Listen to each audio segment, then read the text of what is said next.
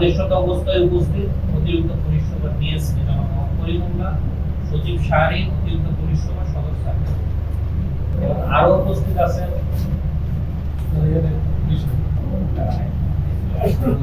আরো উপস্থিত রয়েছেন মাহমুদুর রহমান, সহকারী পরিচালক ভূক্ত অধিকরণ অধিদপ্তর, মোহাম্মদ কামাল হোসেন, অফিসার ইনচার্জ মাদকী থানা।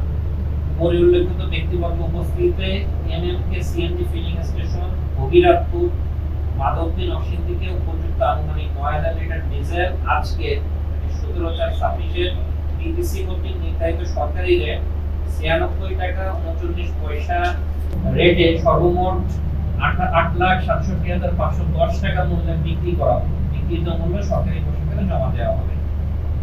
এই লিখতেছেন Amir Mohammad manager MMK CNG filling station Bhagirathpur Madhabdi Narsingdi সর্বমোট ৮,৬৭,৫১০ টাকা মূল্যে বাজেয়াপ্ত আনুমানিক ৯,০০০ লিটার ডিজেল ক্রয় করিলাম এবং বুঝিয়া পাইলাম।